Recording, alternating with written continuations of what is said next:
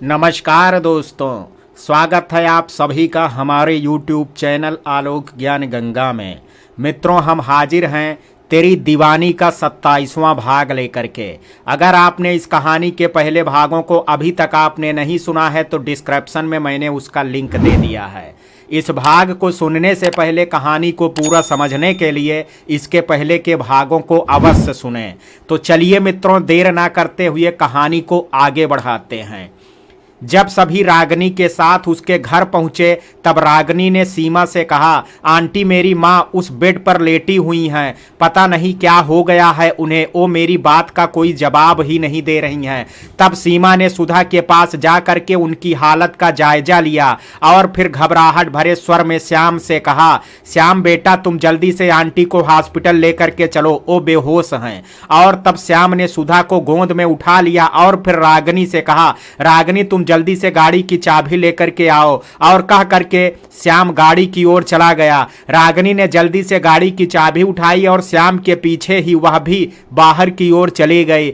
जब रागनी ने बाहर आकर के गाड़ी का दरवाजा खोला तब श्याम ने अपनी माँ से कहा, माँ आप पहले गाड़ी में जा करके बैठ जाइए, फिर हम आपके सहारे से आंटी को आपके पास ही बैठा देंगे। और तब सीमा जल्दी से गाड़ी में बैठ गई और फिर श्याम ने सुधा को सीमा के सहारे बैठा दिया और फिर सुधा की दूसरी तरफ रागनी भी बैठ गई। टीना सुधा को ठीक से जानती तो नहीं थी, लेकिन टीना का सुधा से खून का रिश्ता था और आज जब उसने सुधा की हालत के बारे में सुना तब वह बेचैन हो गई थी। और जब उसने सुधा को बेहोश देखा तब से वह सुधा के लिए बहुत चिंतित हो गई थी। वह जानती थी कि उसका सुधा से कोई रिश्ता नहीं है, लेकिन फिर भी उसके चेहरे पर चिंता की गहरी लकीरें देखे जा सकते थे। और इसलिए टीना ने श्याम से कहा, श्याम जी हम भी आपके साथ चलना चाहते हैं। श्याम हम और माँ जा रहे हैं और फिर आप सफर से आई हैं, इसलिए घर पर ही रुकिए। टीना आंटी की ऐसी हालत देख करके हमें भी बहुत घबराहट हो रही है, हम यहाँ बेचैन ही रहेंगे, इसलिए हमें भी साथ चलने दीजिए प्लीज। टीना का चेहरा रुआंसा हो गया था, उसके चेहरे पर सुधा के लिए फिक्र देखी जा सकती थी और इसलिए तब श्याम ने भी टीना को चलने की परमिशन दे दी और फिर दोनों गाड़ी में आगे बैठ गए और फिर श्याम ने गाड़ी आगे बढ़ा दी। कुछ ही देर में श्याम सुधा को लेकर के हॉस्पिटल पहुंच गया था और उसने जल्दी से डॉक्टर से मिल करके सुधा को एडमिट करा दिया था और डॉक्टर ने भी बिना देर किए सुधा का ट्रीटमेंट शुरू कर दिया था। रागनी के दिमाग में अभी भी यही चल रहा था कि उसने आखिर क्यों अपनी माँ से वो सब बातें की। अगर उसने वो सब अपनी माँ से नहीं कहा होता तो ये सब नौबत ही नहीं आती। और यही सब सोच करके रागनी रो रही थी। सीमा ने जब रागनी को समझाया कि वह ना रोए, उसकी माँ जल्द ही स्वस्थ हो जाएंगे, लेकिन रागनी अपने दिमाग से वो बात नहीं निकाल पा रही थी जिसकी वजह से उसकी माँ की यह हालत हुई थी और इसलिए वह सीमा के समझाने के बाद भी रोए जा रही थी। रागनी की यह हालत देख करके टीना की आंखों से भी अब आंसू निकल आए थे और उसने तब रागनी के पास आकर के उसे गले से लगा लिया। रागनी टीना के गले से लग करके और फपक फपक करके रोने लगी। टीना ने तब रागनी के सिर पर प्यार से हाथ फेरा और फिर उससे कहा, तुम हमें टीना दीदी कहती हो ना, इसलिए खुद को अकेला मत समझो बेटा, तुम्हारी टीना दीदी तुम्हारे साथ ही हैं, तुम्हारी टीना दीदी तुम्हारे साथ ही हैं।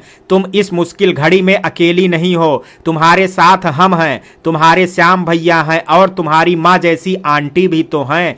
टीना के समझाने पर भी जब रागनी चुप नहीं हुए तब सीमा ने टीना से कहा, टीना बेटा हम और श्याम यहाँ हैं, तुम रागनी को यहाँ से बाहर ले जाओ, उसका मन बंट जाएगा। और तब टीना ने रागनी को खुद से अलग किया और फिर रागनी से कहा, चलो हम बाहर चल करके बैठते हैं। रागनी उससे कहती उससे पहले टीना ने रागनी से कहा, बेटा इस बार अपनी दीदी की बात मान लो प्लीज और हमारे साथ बाहर चलो। रागनी ने तब हाँ तो नहीं कहा लेकिन ना भी नहीं कहा था, इसलिए टीना समझ गई कि रागनी अब उसके साथ चली जाएगी और इसलिए उसने तब रागनी को साइड से हक करते हुए पकड़ा और अपने साथ वहां से बाहर की ओर लेकर के चली गई। हॉस्पिटल के साथ ही एक छोटा सा गार्डन था और उसमें कुछ सीमेंट की बेंच बैठने के लिए बनी हुई थी। टीना रागनी को अपने साथ उस गार्डन में ले आई थी और उसने रागिनी को वहां रखी बेंच पर बैठाया और खुद भी उसके पास बैठ गई। रागिनी अभी रो ही रही थी। रागिनी को रोता हुआ देख करके टीना ने रागिनी से कहा, हम जानते हैं कि तुम एक बहादुर लड़की हो, तुम्हें कमजोर नहीं पड़ना है बेटा। रागिनी ने तब रोते हुए टीना से कहा, दीदी मैं कमजोर नहीं हूं, लेकिन जो गुनाह आज मुझसे हुआ है उसके लिए मैं खुद को कभी माफ नहीं कर पाऊंगी। रागिनी ने आगे रोते हुए टीना से कहा, दीदी मेरी माँ की जो हालत है उसके लिए मैं जिम्मेदार हूं। अगर मैंने माँ से वो सब नहीं कहा होता तो माँ की ये हालत नहीं होती। मैं एक बुरी बेटी हूं दीदी। टीना, हम नहीं मानते कि तुम एक बुरी बेटी हो, पहले हमें बताओ कि बात क्या है। तब रागिनी ने शुरू से रूबी और उसके साथ हुई घटनाओं के बारे में बताना शुरू कर दिया और फिर वह शुरुआत से आज की घटना पर आ गई। और फिर उसने आगे टीना से कहा, दीदी पहले मैं उसे नजरअंदाज करती आ रही थी, लेकिन दीदी आज उसने जो कहा उसे मैं बर्दाश्त नहीं कर सकी, और मैं ही क्या कोई भी बच्चा वो बर्दाश्त नहीं कर पाता। रूबी की हरकतों के बारे में सुन करके टीना को उस पर गुस्सा तो आने लगा था, लेकिन वह रागिनी से पहले पूरी बात जानना चाहती थी, इसलिए उसने तब रागिनी से कहा, रूबी ने ऐसा क्या कहा तुमसे? रागिनी, दीदी मेरे पापा कहाँ हैं वो मुझे नहीं पता है।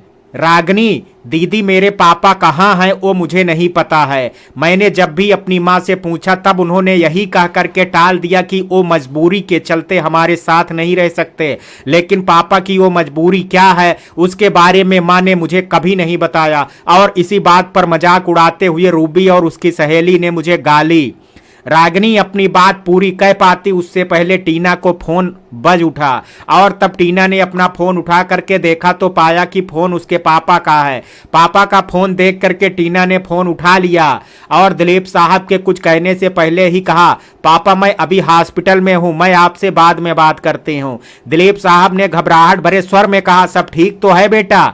टीना, पापा सुधा आंटी की तबीयत अचानक खराब हो गई। टीना अपनी बात पूरी कह पाती, इतनी ही बात सुन करके दिलीप साहब का हाथ कांपने लगा था और उन्होंने घबराहट भरे स्वर में बीच में बोलते हुए डरते डरते पूछा, कौन सी सुधा आंटी? टीना, जो हमारे घर के पास रहती हैं। दिलीप साहब समझ तो गए थे, लेकिन फिर भी अपनी तसल्ली के लिए उन्होंने कांपते हुए स्वर में टीना से कहा, तुम रागिनी की माँ की बात तो नहीं कर रही हो ना? टीना, पापा मैं उन्हीं की बात कर रही हूँ। दिलीप साहब को जैसे धक्का सा लगा, लेकिन उन्होंने खुद को संभाला और दबे हुए स्वर में कहा, कोई सीरियस बात तो नहीं है बेटा? टीना, पापा वो घर पर बेहोश हो गई थी, हम उन्हें हॉस्पिटल लेकर के आए हैं, अभी डॉक्टर उनका ट्रीटमेंट कर रहे हैं। और फिर टीना ने आगे कहा, पापा मैं अभी फोन रखती हूँ, आपसे बाद में बात करती हूँ। और कह करके टीना ने फोन कट कर दिया, लेकिन दिलीप साहब सुधा के लिए परेशान हो गए थे और वो अपने सारे काम छोड़ करके सीधे वहां से हॉस्पिटल के लिए निकल गए थे। टीना ने जब फोन कट कर तब उसने रागिनी की ओर देखते हुए कहा, रागिनी अब बताओ उसने तुमसे क्या कहा? और कहते कहते टीना रुक गई थी, क्योंकि उसने अपनी बात कहते हुए जब उस जगह देखा जहां रागिनी बैठे थे, लेकिन अब वहां रागिनी नहीं थी, बल्कि वह उसे वहां से कुछ दूर वापस हॉस्पिटल की ओर जाती हुई दिखाई दे।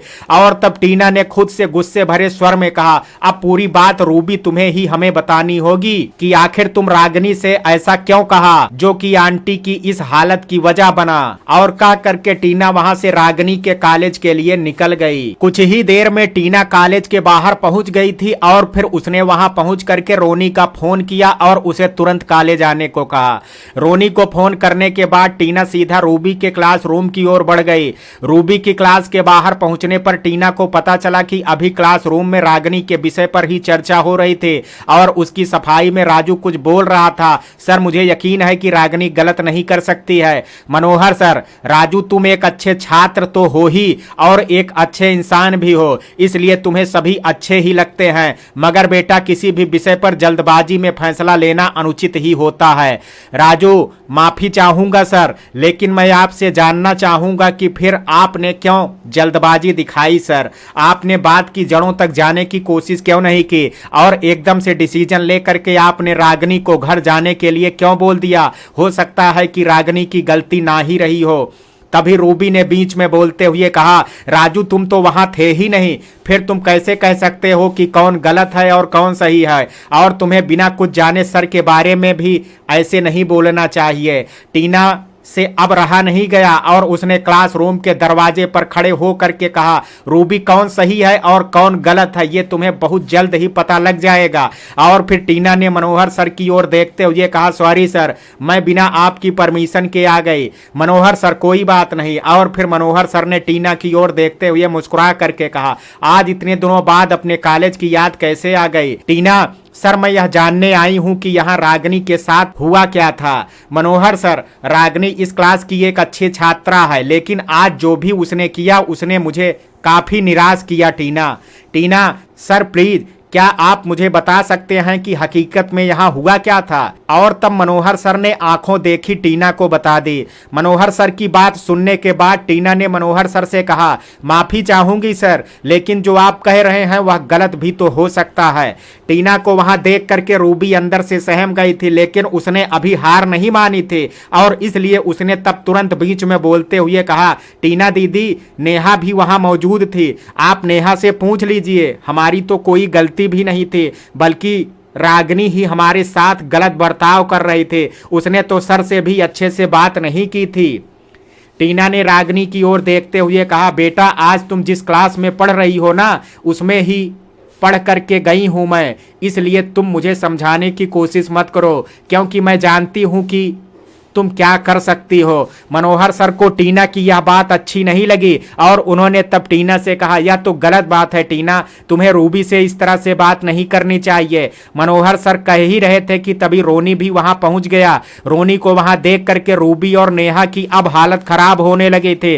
तभी नेहा ने रूबी को कुछ इशारा किया और रूबी तब अपनी जगह से खड़ी होकर के रोती हुई रोनी के पास पहुंच गई और उसने रोनी से रोते हुए कहा, भैया पता नहीं टीना दीदी को क्या हो गया है, ये मुझ पर बेवजह ही नाराजगी दिखा रही हैं। और तब रोनी ने रूबी से कहा, तुम चुप हो जाओ रूबी, मैं टीना से बात करता हूं। और फिर रोनी ने टीना की ओर देखते हुए कहा, क्या बात है टीना, तुमने मुझे यहाँ क्यों बुलाया और तुम्हें रागनी से क्या प्रॉब्लम है? टीना ने तब रोनी की ओर देखते हुए गुस्से से कहा, प्रॉब्लम मुझे नहीं मिस्टर रोनी, प्रॉब्लम तुम्हारी इस बहन को है जो कि भोली बनने का नाटक कर रही है। तभी रूबी ने रोने का नाटक करते हुए अपने भाई से कहा, भैया देखा आपने, दीदी आपके सामने ही मुझसे कैसे बात कर रही हैं। रोनी ने तब टीना से गुस्से से कहा, टीना अगर कोई बात है तो तुम मुझे बता सकती हो, लेकिन मैं ये बर्दाश्त नहीं करूंगा कि तुम मेरी बहन से इस तरह से बात करो। टीना अच्छी बात है, फिर तुम ही इससे पूछो, इसने और इसकी फ्रेंड नेहा ने रागनी से आज क्या कहा था। रोनी ने तब रूबी की ओर देखा और फिर उससे कहा, तुमने क्या कहा था रागनी से?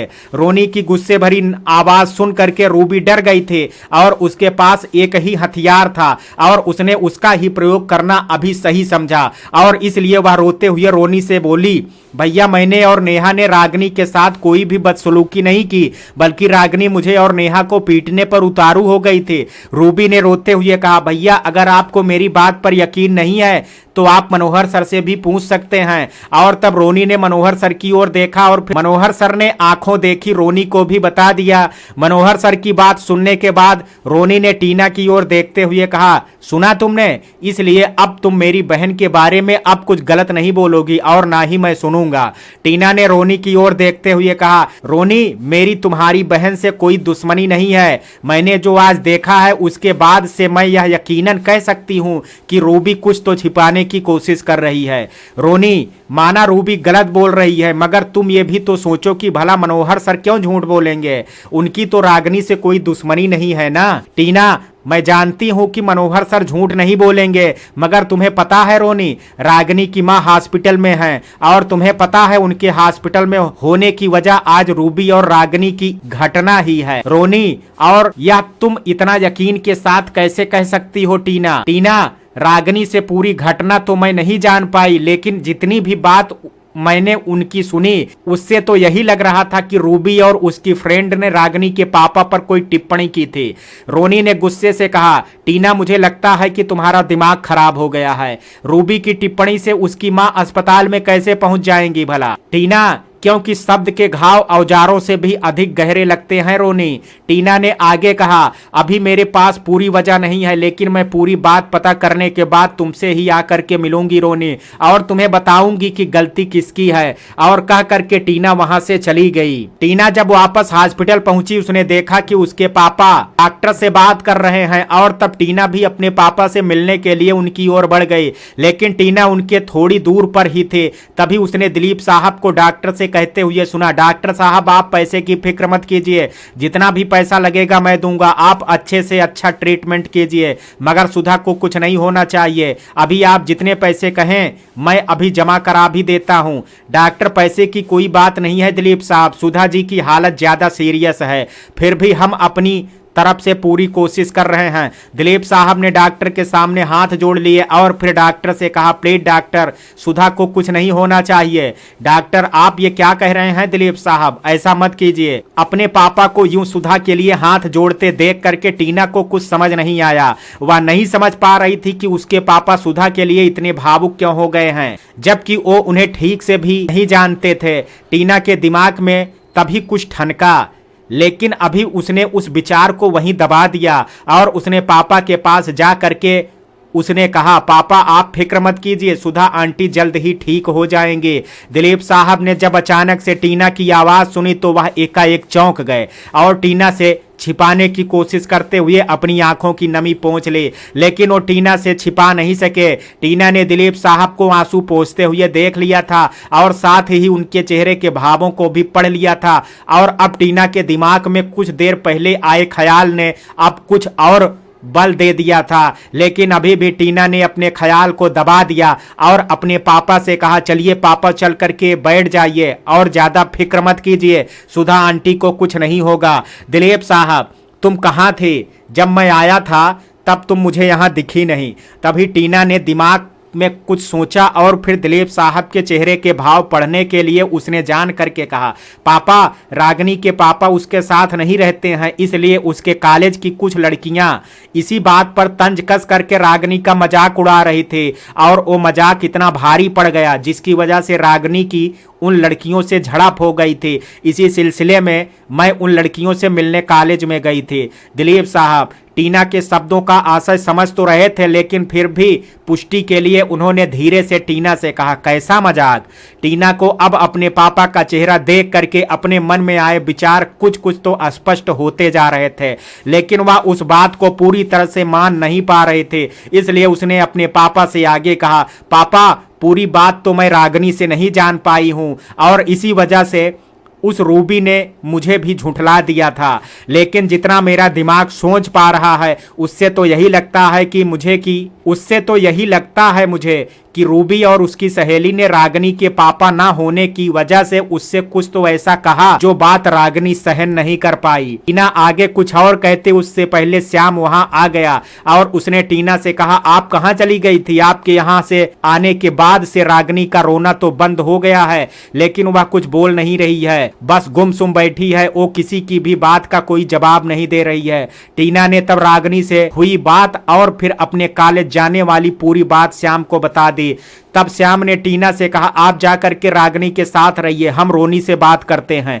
टीना जी। और फिर टीना ने अपने पापा से कहा, पापा आप भी हमारे साथ चलिए, और तब दिलीप साहब और टीना वहां से चले गए। टीना ने जब दूर से रागिनी को देखा तब उसने अपने पापा से कहा, पापा देखिए उस मासूम बच्ची को, क्या हालत बना ली उसने, लेकिन मैं उसकी तकलीफ समझ सकती हूँ, उसका परिवार एक उसकी माँ ही तो है, और अब जब वो भी इस हालत में है तो उसका दुखी होना स्वाभाविक ही है।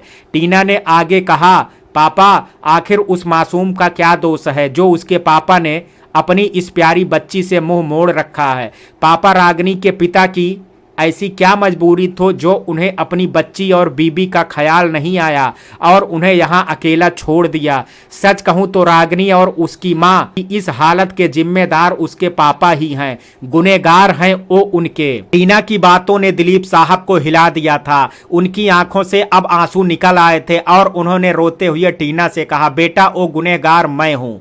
टीना की इस बात पर संदेह तो पहले ही हो गया था, इसलिए अब जब उसने पापा से यह सुना तो उसे अधिक हैरानी नहीं हुई, लेकिन यह जान करके उसकी आंखें भर आई थी और उसने तब अपने पापा से कहा, पापा आपने ऐसा क्यों किया? आपने जानते हुए भी अपनी पत्नी और बेटी को खुद से दूर क्यों रखा? दिलीप साहब, बेटा मैं अब किसी से कुछ नहीं छिपाऊंगा, लेकिन अभी इन सब बातों से अधिक महत्वपूर्ण तुम्हें और मुझे अपनी जिम्मेदारियों को निभाना है। तुम अभी अपनी बहन के पास जाओ और उनके पास जा करके उन्हें अपनेपन का एहसास कराओ, ताकि वह इस कठिन परिस्थिति में खुद को अकेला महसूस ना कर सके।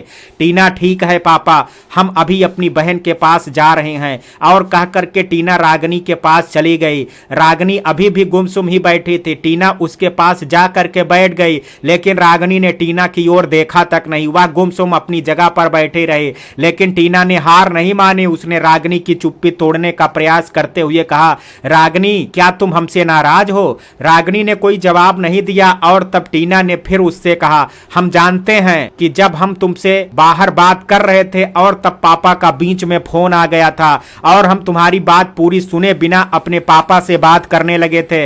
यही बात तुम्हें अच्छी नहीं लगी ना? रागिनी ने इस बार भी कोई जवाब नहीं दिया और फिर टीना ने रागिनी से आगे कहा, चलो तुम्हारी दीदी अपने दोनों कान पकड़ के उस गलती के लिए सॉरी बोलती है। और फिर टीना ने अपने कान पकड़ करके रागिनी से कहा, सॉरी रागिनी, इस बार अपनी दीदी को माफ कर दो।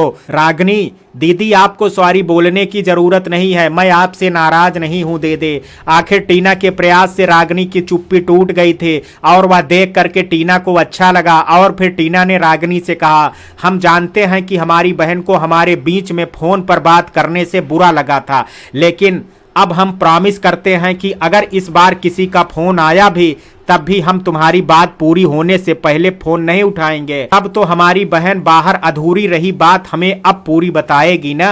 रागिनी ने तब हाँ में अपना सिर हिला दिया और फिर रागिनी ने टीना की ओर देखते हुए कहा, आप बहुत अच्छी हैं दीदी। टीना ने रागिनी के चेहरे को अपने दोनों हाथों में लिया और फिर रागिनी की बात का जवाब देते हुए प्यार से कहा, हमारी बहन भी बहुत अच्छी है। और फिर टीना ने रागिनी को अपने गले से लगा लिया और भावुक होकर के कहा, बेटा तुम अब बिल्कुल अकेली नहीं हो, तुम्हारी दीदी अब से तुम्हारे साथ हैं और हमेशा तुम्हारे साथ रहेंगी। और फिर टीना रागिनी से अलग हो गई और उसने अपनी आंखों की नमी पोंछते हुए रागिनी से कहा, रागिनी अब तुम हमें आगे बताओ कि असल में माँ के बीमार होने की वजह क्या है? ऐसा क्या हुआ था जिसकी वजह से ये सब घट गया?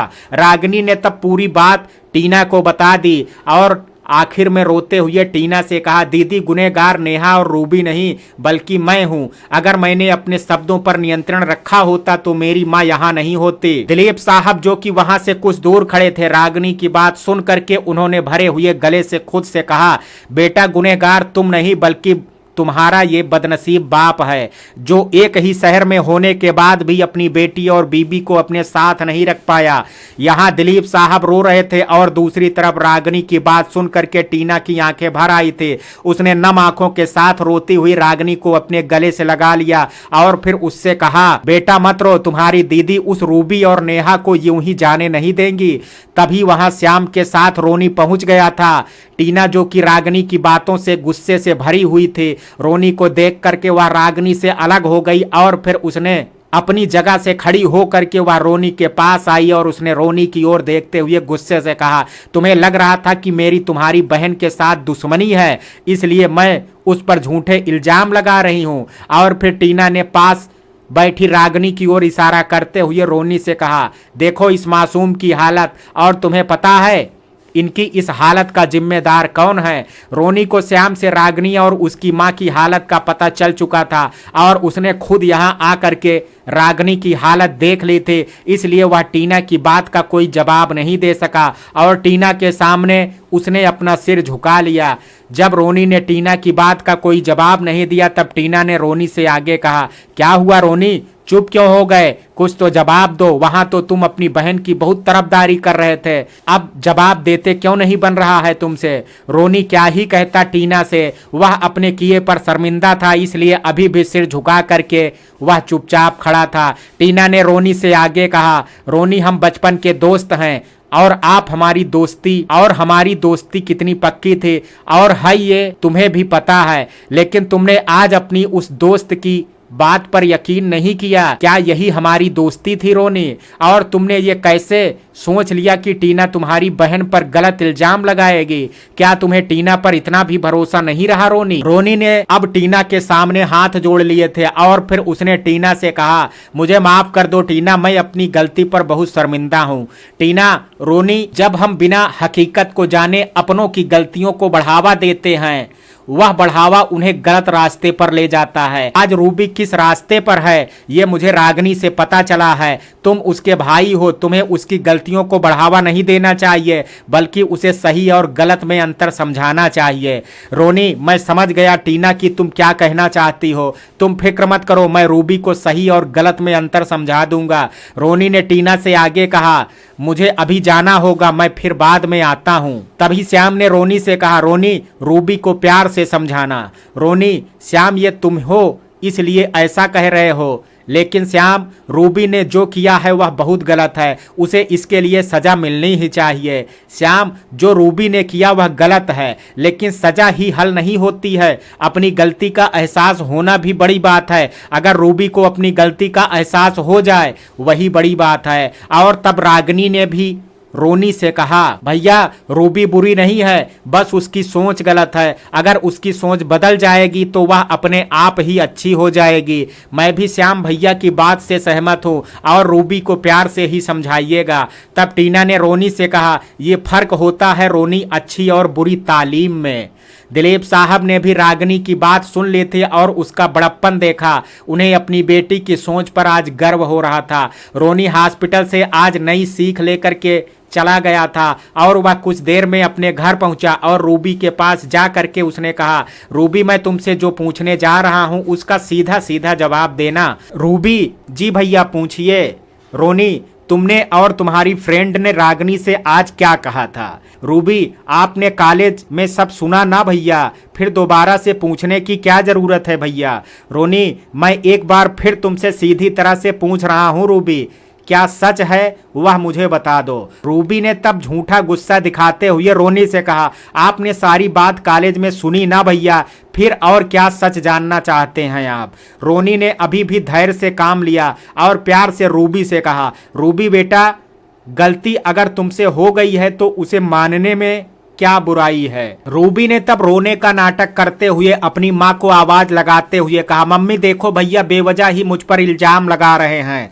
रोनी ने अब रूबी से गुस्से से कहा, मतलब तुम इस हद तक गलत रास्ते पर चल निकली हो रूबी कि तुम्हें सीधी भाषा समझ में ही नहीं आ रही है। अपनी गलती छिपाने के लिए तुम अपने भाई को ही गलत साबित कर रही हो। तभी वहां रोनी की मां वैशाली आ गई और उनके साथ मीना भी वहां आ गई थी। वैशाली ने रोनी की गुस्से भरी आवाज सुनने के बाद रोनी से कहा, क्या हुआ रोनी, तुम क्यों नाराज हो रहे हो रूबी पर? रोनी, मम्मी, अगर आपने समय पर रूबी को सही और गलत में अंतर समझाया होता, उनकी गलतियों में उनका साथ नहीं दिया होता, तो आज मुझे नाराज होने की जरूरत नहीं पड़ती और ना ही अपने दोस्तों की नजरों में आज मुझे लज्जित होना पड़ता। वैशाली ने रोनी की बात का जवाब देते हुए कहा, तुम ये कैसी बातें कर रहे हो? ऐसा किया क्या है रूबी ने जो तुम इतना गुस्सा हो रहे हो? रोनी ने तब गुस्से से रूबी की ओर देखा और कहा, अब तुम सीधी तरह बताओगी मम्मी को या नहीं? रूबी ने रोने का नाटक करते हुए वैशाली से कहा, मम्मी देखो भैया आपके सामने ही मुझे बेवजह डांट रहे हैं, जबकि मेरी कोई गलती ही नहीं है। रोनी, मम्मी, श्याम ने मुझसे कहा था कि मैं रूबी को प्यार से समझाऊं और बेचारी मासूम रागिनी, जिनकी मम्मी रूबी की वजह से हॉस्पिटल में एडमिट हैं, उन्होंने भी मुझे। रोनी अपनी बात पूरी कह पाता उससे पहले वैशाली ने रोनी से कहा, रूबी की वजह से हॉस्पिटल में हैं? तुम ये क्या कह रहे हो रोनी? तुम होश में तो हो? रोनी, मैं पूरी तरह से होश में हूँ मम्मी। इस रूबी की वजह से ही रागिनी की माँ हॉस्पिटल में है और इतना होने के बाद भी ये रूबी अपनी गलती मान नहीं रही है। रूबी, मैं रागिनी की माँ से आज मिली भी नहीं हूँ, फिर वो मेरी वजह से हॉस्पिटल में कैसे हो सकती हैं? रोनी, माना तुम उनसे नहीं मिली हो, लेकिन तुम्हारे द्वारा रागिनी के साथ किए गए गलत बर्ताव का असर उनके घर तक पहुंच गया और परिणाम स्वरूप रागिनी की माँ आज तुम्हारी वजह से हॉस्पिटल में है। वैशाली, जब रूबी कह रही है कि वो रागिनी की माँ से मिली ही नहीं, तब फिर उनकी वजह से रागिनी की मां हॉस्पिटल में कैसे पहुंच सकती हैं रोनी? तुम्हें अपनी ही बहन पर ऐसे इल्जाम लगाते हुए लज्जा नहीं आ रही है? रोनी, लज्जा तो आज मुझे इसे अपनी बहन कहते हुए आ रही है। वैशाली ने चिल्लाते हुए रोनी से कहा। रोनी, रूबी तुम्हारी बहन है। रोनी ने भी गुस्से से चिल्लाते हुए कहा। चिल्लाने से सच झूठ नहीं हो जाएगा मम्मी। तभी मीना, जो कि अब तक शांत खड़ी थी, उसने रोनी से कहा, आप पूरी बात बताइए कि आखिर हुआ क्या है, क्या किया है रूबी ने ऐसा? मीना के कहने पर रोनी ने पूरी बात सबके सामने कह दी। जब वैशाली ने पूरी बात सुनी तब उन्होंने रूबी की ओर देखते हुए कहा, रूबी, क्या जो रोनी ने कहा है वो सच है? क्या तुमने और तुम्हारी फ्रेंड ने सच में रागिनी से वो सब कहा था? रूबी के चेहरे के भाव अब बदल गए थे और वह अब समझ गई थी कि अब और झूठ नहीं बोला जा सकता, लेकिन फिर भी उसने बात को झुठलाने की कोशिश करते हुए कहा, मम्मी, मैंने तो बस मजाक में। रूबी अपनी बात पूरी कह पाती उससे पहले एक जोरदार थप्पड़ गूंज गई। यह थप्पड़ वैशाली ने रूबी के गाल पर मारा था और साथ ही उन्होंने गुस्से से रूबी से कहा, रूबी, तुम्हें पता भी है कि तुमने क्या किया है? ये सब का ख्याल तुम्हारे दिमाग में आया कहां से? और कह करके वैशाली ने एक थप्पड़ और रूबी के गाल पर जड़ दिया। वह और थप्पड़ उसे मारने लगी थी, लेकिन तभी मीना ने उनका हाथ पकड़ लिया और उनसे कहा, मम्मी, अब रहने दीजिए, देखिए रूबी रो रही है अब। लेकिन अब वैशाली भी रोने लगी थी और उन्होंने रोते हुए कहा, यह सब मेरी लापरवाही का ही नतीजा है, जिसकी वजह से पति तो पहले से ही जेल में है और एक बेटी है, उसने भी आज ये दिन दिखा दिया मुझे। और कह करके वैशाली फूट फूट करके रोने लगी। वैशाली को यूं रोता हुआ देख करके मीना ने वैशाली से कहा, मम्मी, खुद को संभालिए। वैशाली, कैसे संभालूं मीना, आज खुद पर लज्जित हूं मैं। ना ही मैं एक अच्छी पत्नी बन सकी और ना ही एक अच्छी माँ। घृणा हो रही है आज मुझे खुद से। वैशाली ने आगे रोते हुए मीना से कहा, मीना, तुम भी तो एक बेटी हो और एक बहन हो। तुमने किस तरह से अच्छे काम करके अपना और अपने परिवार का नाम रोशन किया है, और एक मेरी बेटी है जिसने मुझे आज शर्मसार कर दिया है। रोनी ने तब अपनी माँ की ओर देखते हुए कहा, मम्मी, इस स्थिति के लिए रूबी सिर्फ दोषी नहीं है। आपने मीना का उदाहरण तो दिया, लेकिन क्या आपने सोचा है कि जैसी परवरिश मीना को अपनी माँ से मिली है, क्या वो आपने रूबी को दी है? वैशाली, तुम सच कह रहे हो बेटा, गुनहगार तो मैं ही हूँ। मेरा फर्ज था अपने बच्चों को सही गलत की सीख देना, इसके लिए रूबी दोषी नहीं है। और तब वैशाली ने पास रो रही रूबी के सिर पर प्यार से हाथ रखा और उससे कहा, बेटा, मुझे माफ कर दो, मैंने तुम पर हाथ उठाया, गलती तुम्हारी नहीं है, कमी मेरी परवरिश में ही रह गई। अपनी माँ की बात सुनने के बाद रूबी ने अपनी माँ से रोते हुए कहा, मम्मी, मुझसे माफी मांग करके मुझे अपमानित मत कीजिए, आप मुझे और मारिए, मैं कोई बच्ची नहीं हूं, जो मुझे भी तो सही और गलत की समझ होनी चाहिए थे, इसलिए मैं माफी के नहीं बल्कि सजा के ही लायक हूं। मीना ने तब रूबी से कहा, अपनी गलती मान लेना भी प्रायश्चित होता है रूबी, और तुम्हें अपनी गलती का एहसास हो गया है, यह एक बड़ी बात है। और फिर मीना ने वैशाली से कहा, माँ, अब आप भी खुद को संभालिए, हम सब मिल करके एक नई शुरुआत करेंगे जहां लोग हम सबको एक आदर्श परिवार के नाम से जानेंगे। वैशाली ने तब मीना से कहा, बेटा, मेरे पास आओ। और तब मीना वैशाली के पास चली गई और फिर वैशाली ने तब मीना से बैठने को कहा। जब मीना बैठ गई तब वैशाली ने मीना की ओर देखते हुए कहा, हमारे कुछ अच्छे पुण्य रहे होंगे बेटा, जो तुम हमारे घर में बहू बन करके आई हो। और तब मीना ने वैशाली से कहा, खुशनसीब तो मैं हूँ मम्मी जी, जो मुझे आप जैसी सासू माँ मिली हैं। और कह करके मीना वैशाली के गले से लग गई और तभी रूबी पास खड़े अपने भाई के पास गई और उसने अपने कान पकड़ते हुए अपने भाई से कहा, मुझे माफ कर दीजिए भैया, आगे से आपकी बहन आपको कोई भी शिकायत का अवसर नहीं देगी।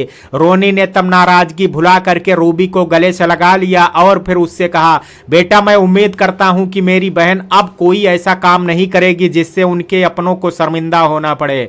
रूबी अब अपने भाई से अलग हो गई थी और फिर उसने कहा, प्रॉमिस भैया। और फिर रूबी ने रोनी से आगे कहा, भैया, मैं रागिनी से और उनकी माँ से भी अपनी गलती के लिए माफी मांग लूंगी। रोनी ने तब रूबी की ओर देखते हुए कहा, यह तो बहुत अच्छी बात है। और तभी वैशाली ने रूबी से कहा, मेरे पास आओ बेटा। रूबी तब अपनी माँ के पास चली गई और उन्होंने तब रूबी के गाल को प्यार से चूमा और कहा, मेरी प्यारी बच्ची। और तभी कुछ सोच करके श्याम ने रोनी को फोन मिला दिया, लेकिन एक बार रिंग बज करके बंद हो गई थी, लेकिन श्याम ने फोन नहीं उठाया था। और तब रोनी ने फिर से फोन मिला दिया। इस बार कुछ रिंग के बाद श्याम ने फोन उठा लिया और तब रोनी ने श्याम से कहा, श्याम, रूबी को अपनी गलती का एहसास हो गया है और रागिनी और आंटी दोनों से ही माफी भी मांगेगी और इसलिए उन्हें अभी अपने साथ लेकर के हॉस्पिटल आ रहा हूं। श्याम, रोनी रूबी आंटी से माफी तो तब मांगेगी जब आंटी हम सबके बीच होंगी। कहते हुए श्याम का गला रुंध गया था। श्याम की बात सुन करके रोनी हिल गया था, लेकिन उसने किसी तरह साहस जुटा करके दबे शब्दों में श्याम से कहा, मतलब मैं कुछ समझा नहीं। श्याम, रोनी आंटी हम सबसे बहुत दूर इस दुनिया को छोड़ करके चली गई। श्याम की बात सुनते ही रोनी के हाथ से फोन छूटते छूटते बचा और वह जमीन पर बेसुध होकर के बैठ गया। रोनी का यह हाल देख करके मीना, वैशाली और रूबी तीनों ही हैरान हो गई थे और तब तीनों ही जल्दी से रोनी के पास आ गई और वैशाली ने रोनी से हैरानी के साथ पूछा, क्या हुआ रोनी? रोनी ने बेसुध अवस्था में कहा, मम्मी, अनर्थ हो गया। जो नहीं होना चाहिए था वह हो गया। रोनी की पहेली नुमा बात सुन करके वैशाली ने हैरानी से कहा, बेटा आखिर हुआ क्या है, बताओ तो सही। रोनी ने बड़ी मुश्किल के साथ अपने शब्दों को एकत्रित करते हुए कहा, मम्मी, रागिनी की मां अब इस दुनिया में नहीं रही।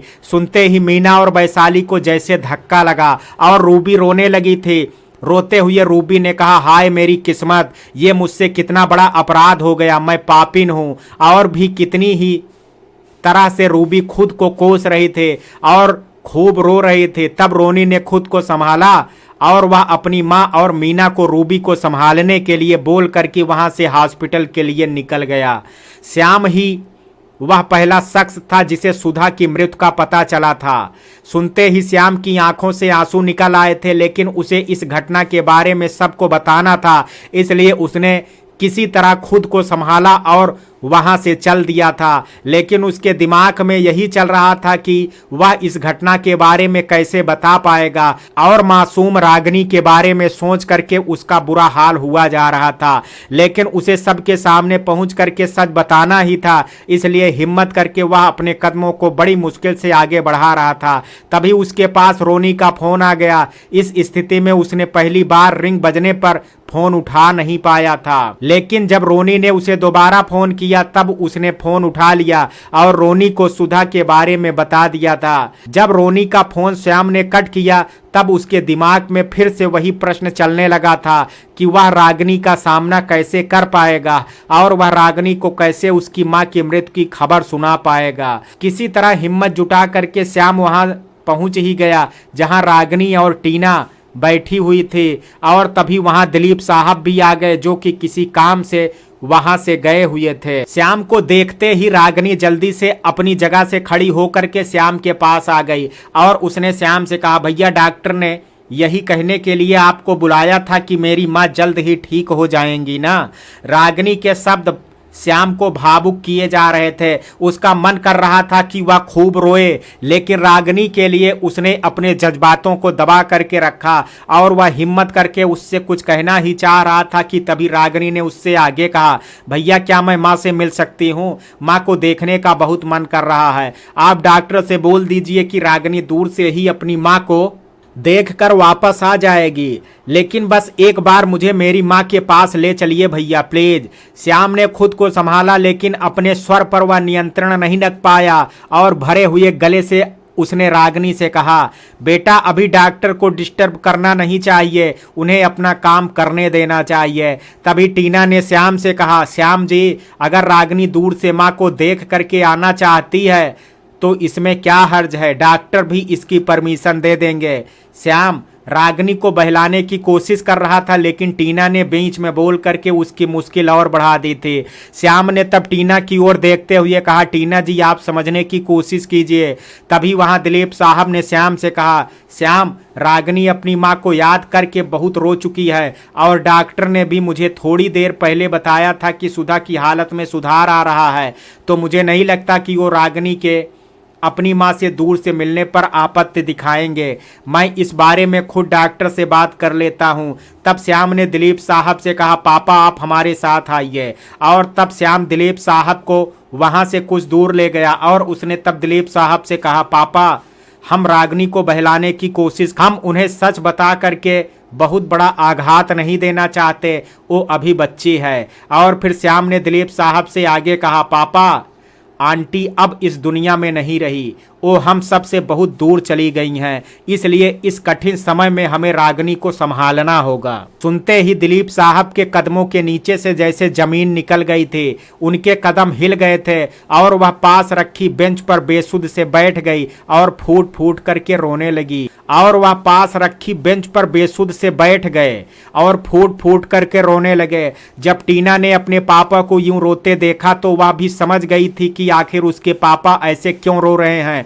टीना अभी रागिनी की बड़ी बहन थे, इसलिए वह अभी रागिनी को एकदम से इस स्थिति के बारे में पता नहीं चलने देना चाहती थी। इसलिए उसने तब रागिनी को अपने पापा की ओर से ध्यान हटाने के लिए कहा, रागिनी तुम्हें पता है क्या कि यहाँ पीने का पानी कहाँ है? रागिनी, हाँ दीदी मैंने यहाँ आते हुए देखा था।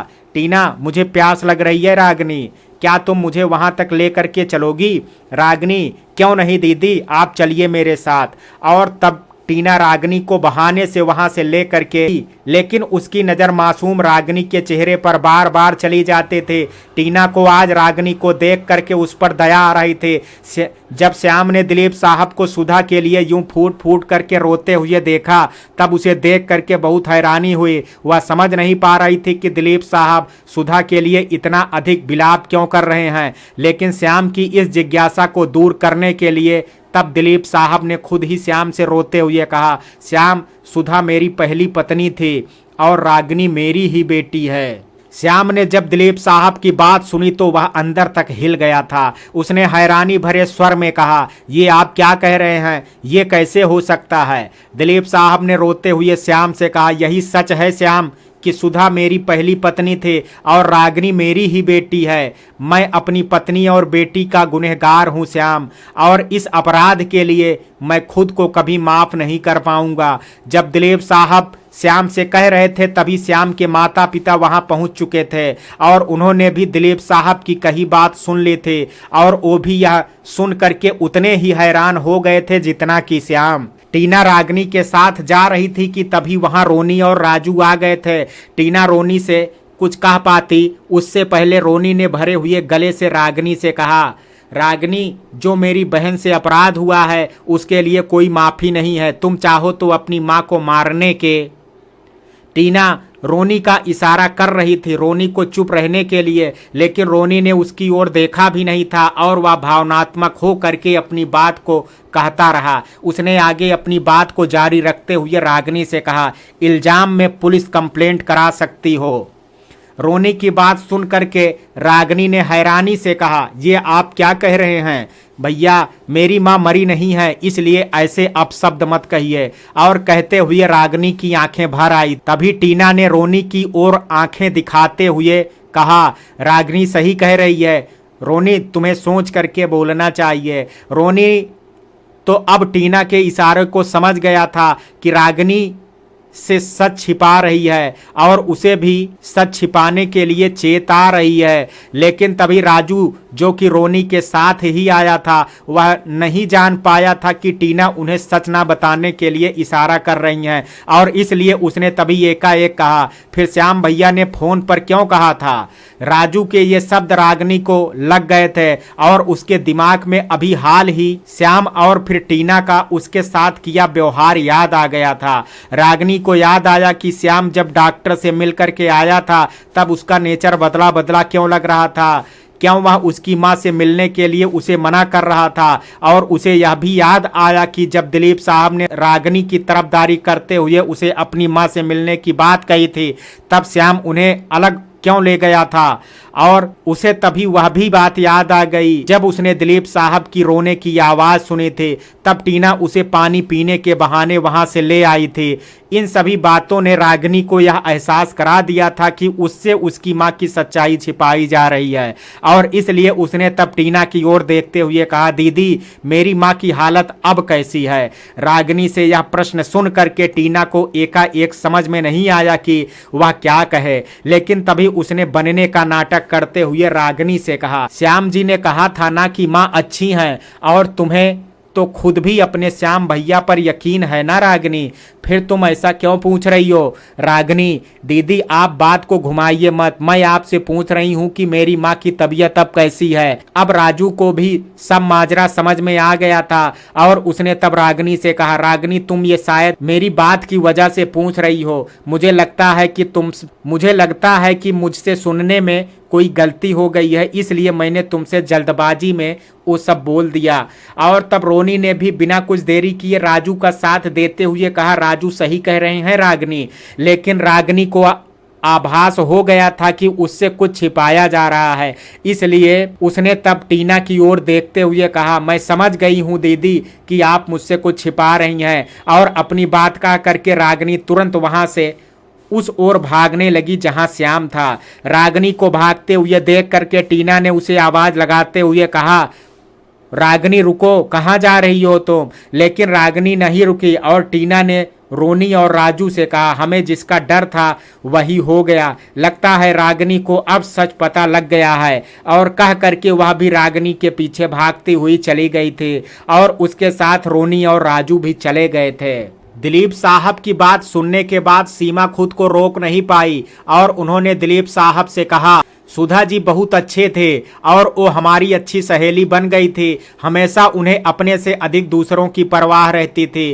सीमा ने आगे रोते हुए कहा, एक इतनी अच्छी स्त्री होने के बाद भी आपने उन्हें ऐसा जीवन दिया दिलीप साहब, आपने अच्छा नहीं किया। आप अपनी पत्नी के तो दोषी हैं ही, आप अपनी बेटी की भी दोषी हैं। सुधीर ने जब सीमा को यूं दिलीप साहब को कहते सुना, तब उन्होंने सीमा से कहा, सीमा अपना धीरज मत खोइए, आपको दिलीप साहब से सोच समझ करके बोलना चाहिए। तब दिलीप साहब ने सुधीर को रोकते हुए कहा, सुधीर जी कहने दीजिए सीमा जी को, वो गलत नहीं कह रही हैं। आखिर आज जो कुछ भी घटित हुआ है उस सब का गुनहगार मैं ही हूँ। मेरी नादानी के कारण ही आज मेरी पत्नी इस दुनिया से चली गई। और कह करके दिलीप साहब फूट फूट करके रोने लगे। दिलीप साहब को यूं रोता देख करके सुधीर ने उनसे कहा, दिलीप साहब जो हुआ उसे कोई बदल तो नहीं सकता, किंतु अपनी गलतियों से सीख अवश्य ली जा सकती है। आपको भी वही करना चाहिए, और अब अपनी बेटी रागिनी के लिए आपको खुद को संभालना होगा, ताकि इस कठिन वक्त में आप अपनी बेटी की हौसला दे सकें। मुझे इनके हौसले की जरूरत नहीं है। जब ये शब्द सभी ने सुने तो उस ओर देखा जहां से ये आवाज आई थी, वहां रागिनी खड़ी थी, और ये शब्द उसके ही थे। रागिनी के शब्दों को सुन करके सभी हैरान हो गए थे। रागिनी ने फिर आगे कहा, मैंने सब सुन लिया है, मेरा इनसे कोई रिश्ता नहीं है। अब टीना, रोनी और राजू भी वहां पहुंच गए थे, और उन तीनों ने भी रागिनी के कहे शब्द सुन लिए थे। जहां रोनी और राजू को रागिनी के कहे शब्दों का कोई मतलब समझ नहीं आया था, वहीं टीना सब समझ गई थी। सीमा ने रागिनी को समझाते हुए कहा, बेटा तुम ये क्या बोल रही हो, आखिर दिलीप साहब तुम्हारे पापा हैं बेटा। रागिनी ने सुनते ही चिल्लाते हुए कहा, मेरी माँ का हत्यारा मेरा पिता नहीं हो सकता है। सुनते ही टीना ने अपनी आंखें बंद कर ली थी, और उसकी आंखों से आंसू निकल आए थे। वह रागिनी का दुख समझ पा रही थी, लेकिन वहां मौजूद रोनी और राजू को कुछ समझ नहीं आ रहा था। रागिनी की बात के जवाब में सीमा कुछ कहने ही वाली थी कि तभी दिलीप साहब ने सीमा से कहा, सीमा जी रागिनी का गुस्सा जायज है, आप उन्हें जो कहना है कह लेने दीजिए। रागिनी ने दिलीप साहब की ओर देखते हुए कहा, ये मीठी मीठी बातें आपके मुंह से शोभा नहीं दे रही हैं, और अगर आप ये सोच रहे हैं कि आपकी इन बातों को मुझ पर कोई असर होगा तो ये आपकी भूल है। आप मेरी नज़रों में सिर्फ एक मुजरिम हैं जिसने मेरी माँ की हंसती खेलती जिंदगी छीन ली है। रागिनी को इतना उत्तेजित होता देख करके टीना उसके पास आई और वह प्यार से रागिनी के कंधे पर हाथ रख करके उससे कुछ कहने ही वाली थी कि तभी रागिनी ने उसका हाथ अपने कंधे से हटा दिया और कहा, आप भी मेरी बहन बनने की कोशिश मत कीजिए। मेरी कोई बहन नहीं है और ना ही आपसे मेरा कोई रिश्ता है। सुन करके टीना की आंखों से आंसू बह निकले थे और उसने रोते हुए रागिनी से कहा, रागिनी तुम मुझे गलत समझ रही हो। रागिनी ने गुस्से से कहा, मैं बिल्कुल सही समझ रही हूँ। आज आप मुझ पर प्यार जताने आ गए हैं, लेकिन तब आपका प्यार कहाँ था जब मेरी माँ ने तन्हाई में अपना जीवन बिताया था। रागिनी ने अपनी आंखों के बहते हुए आंसू पोंछ लिए थे। मुझे आप लोगों की जरूरत नहीं है और ना ही मुझ पर आपको तरस खाने की कोई जरूरत है। तभी श्याम अपनी जगह से खड़ा होकर के रागिनी के पास आया और उसने रागिनी से कहा, रागिनी हम तुम्हारा दुख महसूस कर सकते हैं, लेकिन बेटा इन कठिन परिस्थितियों में भी अपनी अच्छाई को नहीं छोड़ना चाहिए, क्योंकि तुम एक अच्छी लड़की हो। रागिनी ने रोते हुए श्याम से कहा, भैया मगर मैं तो एक इंसान ही हूँ, मुझे भी तकलीफ होती है और मेरा अपना स्वाभिमान भी तो है। रागिनी ने श्याम से आगे कहा, भैया मैं आपकी बहुत रिस्पेक्ट करती हूँ और मैं आपको अपने भाई की तरह ही मानती हूँ। बहुत कुछ सीखा है मैंने आपसे, लेकिन भैया आपसे मेरी रिक्वेस्ट है कि आप मुझे इन लोगों के साथ रिश्ता जोड़ने के लिए मत कहिएगा प्लीज। भैया मैं इन्हें माफ नहीं कर पाऊंगी। रागिनी की बातें सुन करके श्याम की आंखें भर आई थी। वह रागिनी की पीड़ा को महसूस कर सकता था, इसलिए अभी उसने रागिनी के पापा के बारे में उससे बात करना ठीक नहीं समझा और इसलिए उसने रागिनी के सिर पर हाथ रखते हुए प्यार से कहा, नहीं कहेंगे, लेकिन तुम हमें तो अपना भाई मानती हो ना। रागिनी ने तब हाँ में अपना सिर हिला दिया और फिर श्याम ने रागिनी के आगे कहा, इसलिए खुद को बिल्कुल भी अकेला मत समझना, तुम्हारे साथ श्याम भैया हैं और उनका परिवार भी तुम्हारे साथ है और हमेशा रहेगा। श्याम की बात सुन करके रागिनी श्याम के गले से लग गई थी और फूट फूट करके रोने लगी थी और वह भी अब रागिनी के साथ रो रहा था और वहां उपस्थित सभी की आंखों में भी अब आंसू बह रहे थे।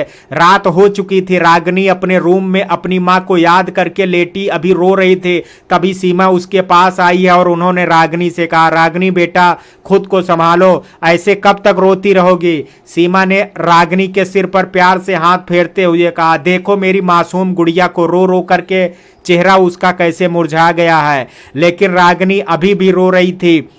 तब सीमा ने रागिनी से प्यार से कहा, चलो उठ करके बैठ जाओ बेटा, और सीमा हाथ का सहारा दे करके रागिनी को उठाने लगी।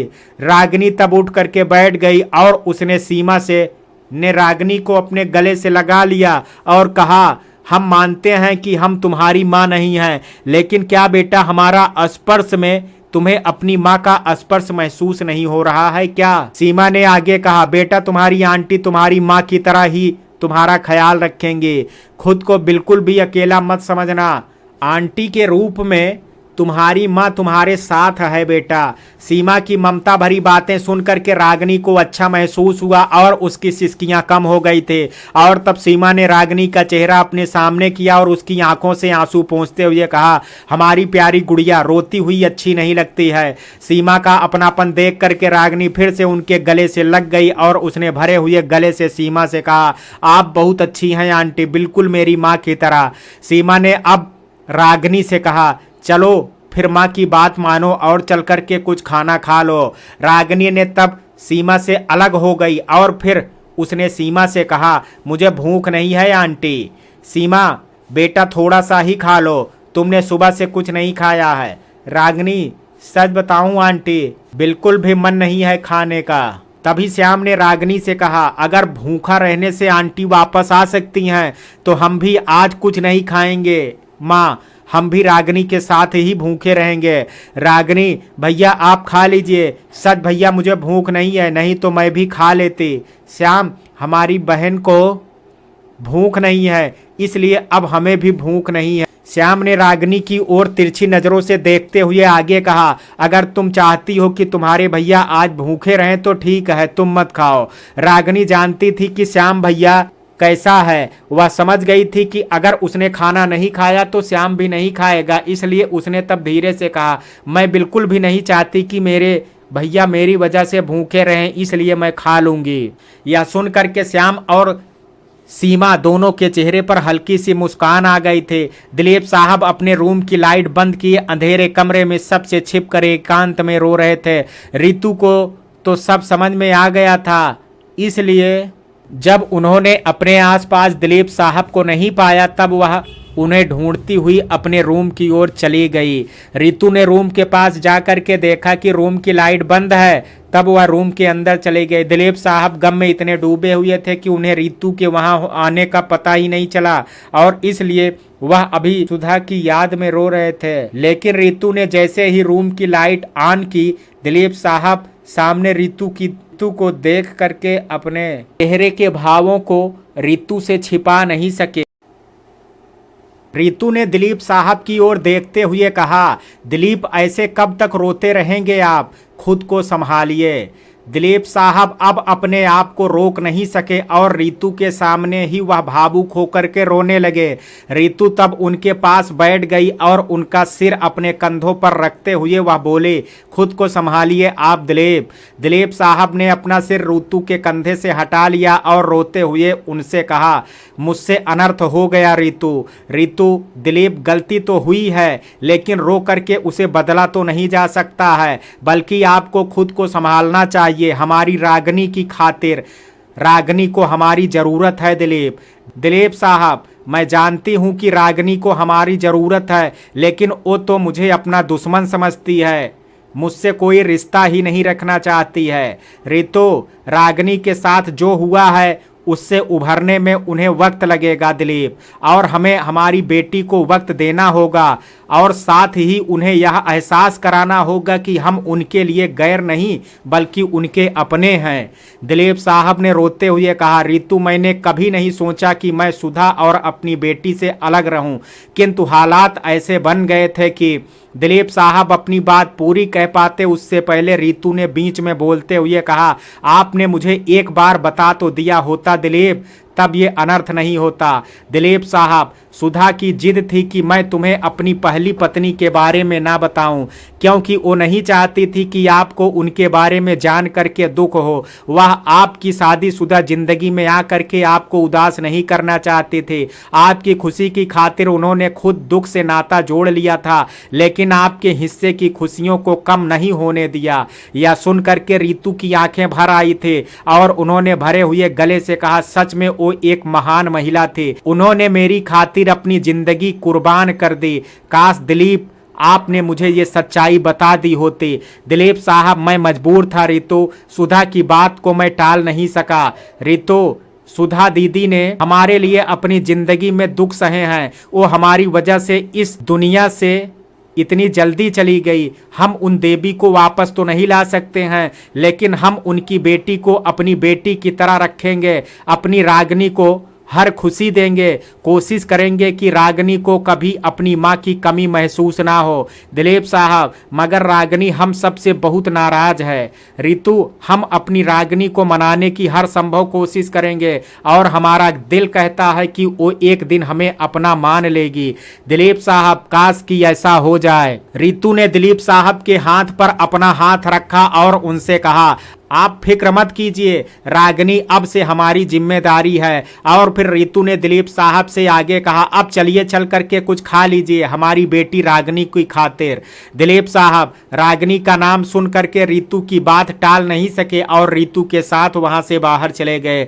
रितु के दिमाग में ये जानने की जिज्ञासा थी कि आखिर सुधा वापस दिलीप साहब की लाइफ में आई कैसे थी, जबकि पहले दिलीप साहब ने खुद रितु को यही बताया था कि सुधा एक दुर्घटना में इस दुनिया से जा चुकी है। और तभी अपने रिश्तेदारों की बहुत मिन्नतें करने पर दिलीप साहब ने रितु से शादी की थी, अन्यथा दिलीप साहब सुधा से इतना प्यार करते थे कि वो उनके जाने के बाद भी किसी से शादी नहीं करना चाहते थे। रितु के दिमाग में अभी भी यह गुत्थी उलझी हुई थी, वह इसे सुलझाना चाहती थी, वह सब दिलीप साहब से जानना चाहती थी, लेकिन अभी दिलीप साहब जिस हालत में से गुजर रहे थे वो रितु से छिपा नहीं था, इसलिए उन्होंने अभी इस विषय में दिलीप साहब से अधिक बात करना उचित नहीं समझा।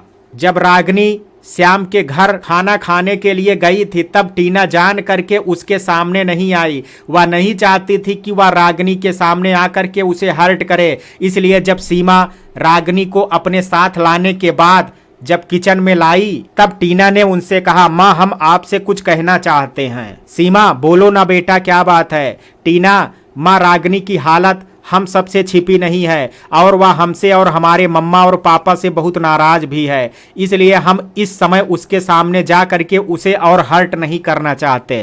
कहते हुए टीना की आंखें भर आई थी और टीना की बात सुन करके सीमा की आंखें भी नम हो गई थी। सीमा ने तब अपनी आंखों के कोरों को पोंछ लिया और फिर टीना से कहा, बेटा हम तुम्हारा दुख समझ सकते हैं, तुम दुखी मत हो। रागिनी को थोड़ा वक्त लगेगा लेकिन हमें यकीन है कि वो एक दिन अपनों को जरूर अपना लेगी और यह भी जान लेगी कि उनके अपने उनसे बहुत प्यार करते हैं।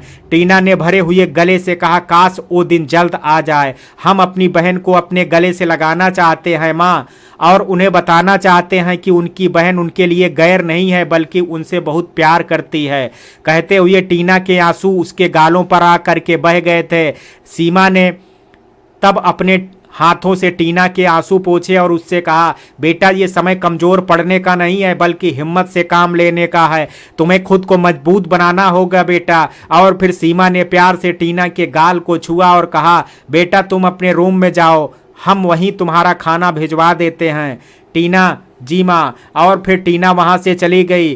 कुछ देर बाद श्याम के घर पर टीना को छोड़कर सभी खाना खाने के लिए एक साथ बैठ गए थे। दादी और श्याम को तो सीमा ने टीना के वहां ना होने की वजह पहले ही बता दी थी, लेकिन उन्हें सुधीर को बताने का अवसर नहीं मिल पाया था। इसलिए तब सुधीर ने टीना को वहां नहीं देखा। तब उन्होंने सीमा से कहा, सीमा टीना नहीं आई, उन्हें भी बुला लो खाने के लिए। सीमा ने पहले चेहरे के भावों से सुधीर को समझाने की कोशिश की लेकिन सुधीर को उनकी बात समझ नहीं आई और तब सीमा को उनकी बात का जवाब देना पड़ा। और तब उन्होंने सुधीर से कहा, टीना को कुछ काम है अभी, वो बाद में खा लेगी। लेकिन रागिनी को लगा कि टीना वहां उसकी वजह से नहीं आई है और इसलिए तब रागिनी अपनी जगह से खड़ी हो गई और उसने सीमा से कहा, आप उनसे कह दो आंटी कि रागिनी जा रही है उनके घर से, वो यहाँ आकर के सबके साथ खाना खा सकती हैं। रागिनी के शब्द टीना के कानों तक पहुंच गए थे, जिन्हें सुन करके उसकी आंखों में एक बार फिर से आंसू निकल आए थे। आखिर टीना ने तो रागिनी के भले के लिए ही ये सब किया था, लेकिन रागिनी ने ही उसकी बात का गलत ही मतलब निकाल लिया था और इसी बात ने टीना को बहुत आहत किया था। रागिनी की बात जब सीमा ने सुनी तब उन्होंने उसकी बात का जवाब देते हुए कहा, रागिनी बेटा तुम गलत समझ रही हो, जैसा तुम सोच रही हो वैसा कुछ भी नहीं है। रागिनी ने तब रोते हुए कहा, अगर मैं गलत सोच रही हूँ तो फिर टीना दीदी को यहाँ रहने में क्या परेशानी थी? इससे पहले भी तो मैंने उनको आप सबके साथ खाते हुए देखा है, फिर आज ही क्यों वह नहीं आई? और फिर अपनी ही बात का जवाब देते हुए उसने आगे कहा, मैं जानती हूं कि वह सिर्फ मेरी वजह से यहाँ नहीं आई हैं, उन्हें यहाँ मेरा आना अच्छा नहीं लगा।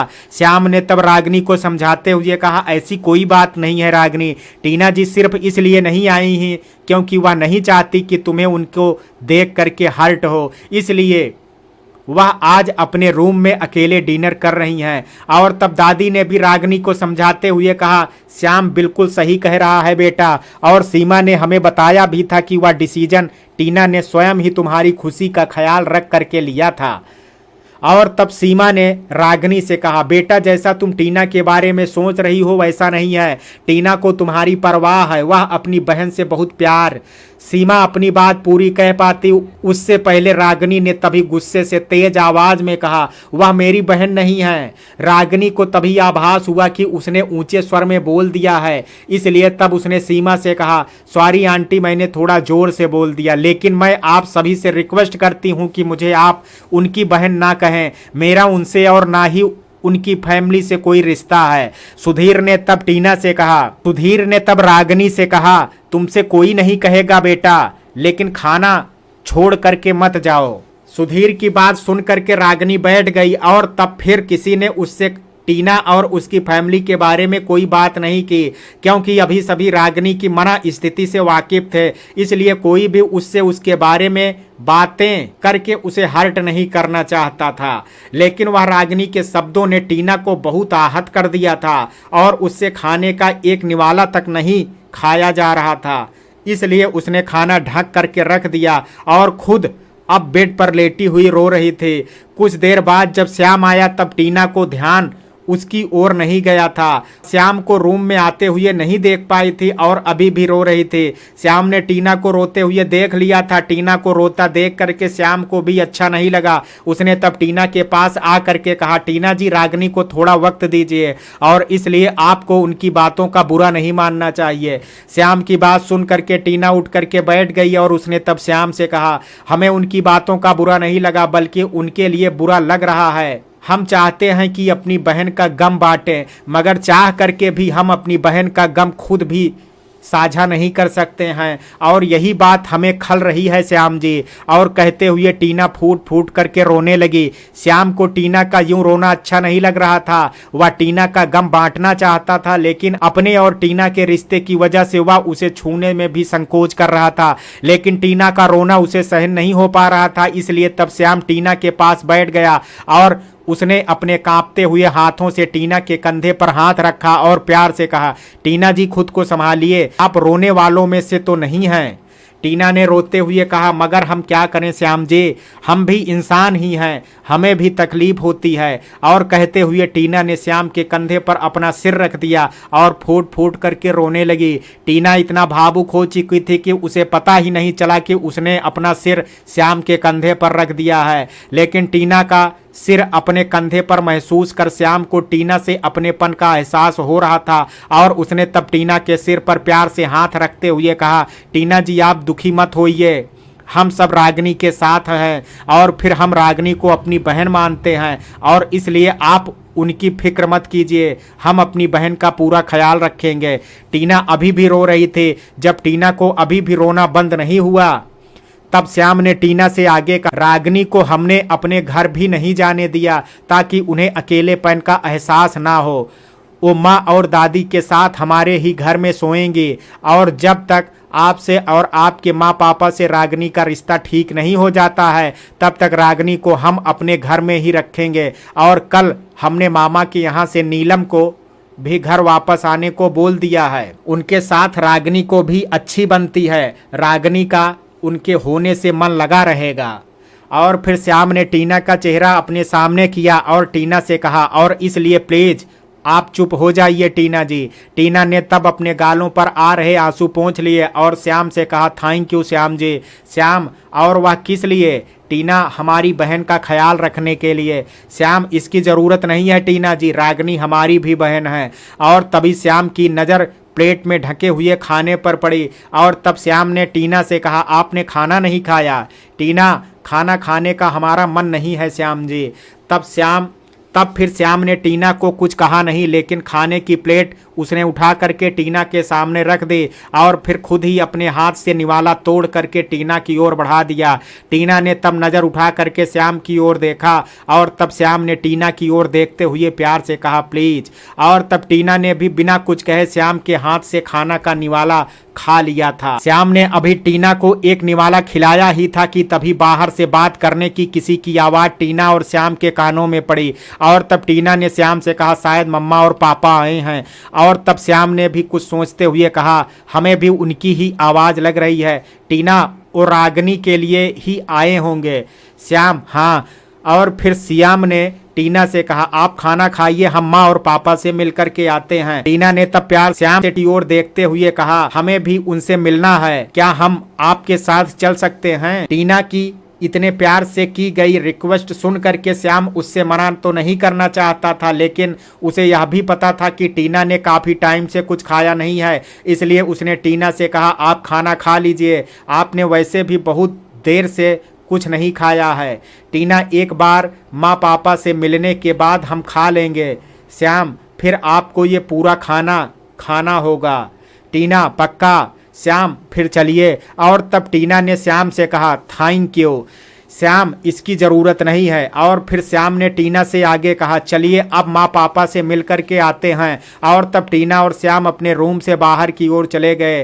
टीना और श्याम ने बाहर आकर के देखा कि सीमा, सुधीर, रितु और दिलीप साहब सोफे पर बैठे हुए हैं और आपस में बातें कर रहे हैं। और तभी श्याम ने उन सब के पास जा कर के रितु और दिलीप साहब से कहा, माँ पापा इतनी रात को आप परेशान क्यों हुए? अगर कोई काम था तो हमें बता दिया होता। तब दिलीप साहब ने श्याम से कहा, बेटा तुमसे हमारी परेशानी छिपी नहीं है, रागिनी को लेकर के हम बहुत चिंतित हैं। श्याम ने दिलीप साहब की ओर देखते हुए कहा, पापा आप फिक्र क्यों कर रहे हैं, हम सब हैं रागिनी की देखभाल के लिए। और रही बात रागिनी की नाराजगी की, तो वह वक्त के साथ जाती रहेगी, इसलिए आप फिक्र मत कीजिए। और तब सुधीर ने भी श्याम का साथ देते हुए दिलीप साहब से कहा, आप फिक्र मत कीजिए दिलीप साहब, हम अपनी बेटी की तरह रागिनी का ध्यान रखेंगे। सुधीर की बात सुन करके दिलीप साहब ने उनके सामने हाथ जोड़ लिए और उनसे कहा, हम खुशनसीब हैं जो आप जैसे अच्छे संबंधी हैं हमारे। तभी सुधीर ने उनके हाथ पकड़ लिए और कहा, ये आप क्या कह रहे हैं दिलीप साहब, इसकी आवश्यकता नहीं है। और तभी सीमा ने दिलीप साहब से कहा, दिलीप जी हाथ जोड़ करके हमें पराया मत कीजिए, हम कुछ अलग नहीं कर रहे हैं, हम बस वही कर रहे हैं जो अच्छे संबंधियों को मुसीबत के वक्त संबंधियों के साथ करना चाहिए। दिलीप साहब आप सभी सच में बहुत अच्छे हैं और मुझे यकीन है कि आप हमारी रागिनी को अच्छे से ख्याल रखेंगे। और तभी रितु ने सीमा से कहा, क्या हम जाने से पहले अपनी बेटी को एक बार अभी देख सकते हैं, क्योंकि अभी वो सो रही है, हम उन्हें प्यार से देख सकते हैं। अगर वो जाग गई तो हम जानते हैं कि वो अपनी नाराजगी के चलते हमारी सूरत देखना भी पसंद नहीं करेगी। सीमा ने नम आंखों से कहा, चलो हम तुम्हें रागिनी के पास ले चलते हैं। और तभी दिलीप साहब ने भी सीमा से कहा, सीमा जी क्या मैं भी चल सकता हूँ? सीमा, बिल्कुल दिलीप जी। और तब सीमा, रितु, दिलीप साहब को अपने साथ लेकर के वहाँ से चली गई और उन सब के पीछे टीना भी चली गई थी। सीमा ने दादी के रूम का धीरे से करके दरवाज़ा खोल दिया और फिर इशारे से दिलीप साहब और रितु को बुलाया। दिलीप साहब और रितु तब सीमा के बुलाने पर चले गए और जा कर के उन्होंने दूर से देखा कि उनकी बेटी दादी के साथ सो रही है। रागिनी का मासूम चेहरा देख करके दिलीप साहब, रितु और टीना की आंखें भर आई थी। टीना भी अपनी माँ पापा के पास खड़ी रागिनी को जो देख रही थी। टीना के मम्मी पापा ऐसे ही रागिनी के सोने के बाद रागिनी को देखने के लिए रोजाना श्याम के घर आने लगे थे और ऐसे ही रागिनी को सोता हुआ देख करके वो वहां से लौट आते थे। 2 दिन बाद राजू से मनोहर सर को रागिनी के बारे में पता लग गया था और उन्हें तब एहसास हुआ कि उनसे गलती हो गई है और इसलिए वह उसी समय रागिनी से मिलने के लिए निकल गए थे। कुछ देर बाद मनोहर सर श्याम के घर पहुंच गए थे और वह रागिनी के सामने खड़े थे, लेकिन वह उससे नजरें नहीं मिला पा रहे थे क्योंकि उन्हें अपने किए पर बहुत पछतावा हो रहा था। लेकिन वो एक अच्छे इंसान थे, इसलिए उन्होंने रागिनी के सामने हाथ जोड़ लिए और फिर उससे कहा, बेटा जो हमसे भूल हुई है उसका कोई प्रायश्चित तो नहीं है, लेकिन बेटा हो सके तो मुझे माफ़ कर दो। रागिनी, मुझे आपसे कोई शिकायत नहीं है सर, बस दुख इस बात का है कि आपने उस बात पर यकीन कर लिया जो आपको उस समय दिखाया गया, लेकिन आपने पूरी बात जानने की कोशिश नहीं की। मनोहर सर, बेटा मैं नहीं जानता था कि वो लड़कियां इतनी गलत हो सकती हैं, लेकिन उस घटना ने मेरी आंखें खोल दी। मैंने उन दोनों को इस कॉलेज से निकलवाने की प्रिंसिपल से परमिशन ले ली है, वो दोनों ही अब इस कॉलेज में नहीं दिखेंगी। और साथ ही बेटा मैं तुमसे रिक्वेस्ट करता हूँ कि तुम कल से कॉलेज लौट आओ। रागिनी, ठीक है सर, मैं कल से कॉलेज आ जाऊंगी, लेकिन रागिनी अपनी बात पूरी कह पाते उससे पहले मनोहर सर ने बीच में बोलते हुए रागिनी से कहा, लेकिन क्या बेटा? रागिनी सर, आप कॉलेज से मेरे यहाँ सीधे इसलिए ही आए हैं क्योंकि मैं सही हूँ, मेरी राह सही है, लेकिन सर अगर मैं भी गलत होती तो क्या आप यहाँ आते? नहीं ना। और फिर रागिनी ने मनोहर सर से आगे कहा, सर आपसे कुछ कहूँ तो क्या आप मेरी बात मानेंगे? मनोहर सर, बिल्कुल बेटा, कहो क्या कहना चाहती हो तुम। टीना, प्लीज सर आप रूबी और नेहा को कॉलेज से मत निकालिए। रागिनी ने अपनी बात को जारी रखते हुए मनोहर सर से आगे कहा, मैं नहीं चाहती सर कि मेरी वजह से रूबी और नेहा की लाइफ खराब हो जाए। मनोहर सर, तुम दोनों ने सुना कि रागिनी ने क्या कहा है? यह सुन करके रूबी और नेहा रागिनी के सामने आ गई थी। रूबी और नेहा दोनों के चेहरों पर ग्लानि और पछतावा देखा जा सकता था। दोनों ने रागिनी के सामने हाथ जोड़ लिए और फिर रूबी ने रागिनी से कहा, रागिनी जो हमने किया उसके लिए माफ़ी नहीं है, इसलिए तुम जो चाहो वो सज़ा हमें दे सकती हो। तभी नेहा ने भी रागिनी से कहा, रूबी बिल्कुल सच कह रही है, हम सज़ा के ही लायक हैं। और तभी रूबी की माँ वहाँ आ गई और उन्होंने रागिनी से कहा, बेटा रागिनी, जब से रूबी को तुम्हारी माँ के बारे में पता लगा है तब से ये ना ठीक से कुछ खा पा रही है और ना ही पी रही है, बस यही कहती रहती है कि मैं एक पापिन हूँ। वैशाली ने आगे कहा, भले रूबी को पछतावा हो लेकिन वो तुम्हारी गुनहगार है रागिनी। रागिनी गुनहगार अवश्य है, लेकिन पछतावा और अपनी गलती को मान लेना भी किसी प्रायश्चित से कम नहीं होता है। यह सुनते ही रूबी और नेहा रागिनी के पैर पकड़ करके उसके पास बैठ गई और दोनों ने एक साथ कहा, तुम बहुत अच्छी हो रागिनी, तुम्हारा व्यक्तित्व तो सच में महान है। रागिनी ने तब उन दोनों को उठाया और उनसे कहा, अब तुम दोनों भी अच्छी बन जाओ और कोशिश करो कि अगर किसी के लिए अच्छा ना कर सको तो उसके लिए बुराई की वजह भी मत बनो। और तब रूबी ने रागिनी से कहा, हम दोनों भी अब अच्छाई की राह पर चलने की पूरी कोशिश करेंगे। रागिनी ने फिर रूबी और नेहा से कहा, तो इसकी शुरुआत अभी से करो, तुम दोनों को सर से भी माफ़ी मांगनी चाहिए। और तब रूबी और नेहा ने मनोहर सर से माफी मांगी और जवाब में मनोहर सर ने दोनों से कहा, हमें अच्छा लगा तुम दोनों में बदलाव देख करके। हम उम्मीद करते हैं कि तुम आगे सही और गलत में अंतर समझोगी और सही राह पर चलोगी और इसलिए तुम दोनों कल से कॉलेज जा सकती हो। मनोहर सर, रूबी, वैशाली और नेहा सभी वहां से कुछ देर बाद चले गए थे। उनके वहां से चले जाने के बाद सीमा ने सोचा, क्यों ना अब हमें रागिनी से दिलीप के बारे में भी बात करनी चाहिए। जब रागिनी ने रूबी और नेहा की गलतियों को माफ कर दिया तो वह दिलीप जी की गलती को भी माफ कर सकती है। और यही विचार करके सीमा रागिनी के पास आई और उन्होंने रागिनी से कहा, बेटा अच्छा लगा तुम्हारी समझ भरी बातें सुन करके, तुम बिल्कुल अपनी माँ की तरह ही समझदार हो। और फिर सीमा ने रागिनी से आगे कहा, बेटा हमें तुमसे कुछ बात करनी है। रागिनी, आपको मुझसे बात करने के लिए परमिशन की जरूरत नहीं है आंटी, आप जो कहना चाहती हैं कह सकती हैं। सीमा बेटा, हम जानते हैं कि तुम एक समझदार लड़की हो और तुम हमारी बात को समझोगी। और फिर सीमा ने रागिनी से आगे कहा, बेटा कभी कभी हालात ऐसे बन जाते हैं कि वो हो जाता है जो इंसान करना नहीं चाहता और हमें लगता है कि ऐसे ही कुछ हालात शायद दिलीप साहब के भी साथ रहे होंगे।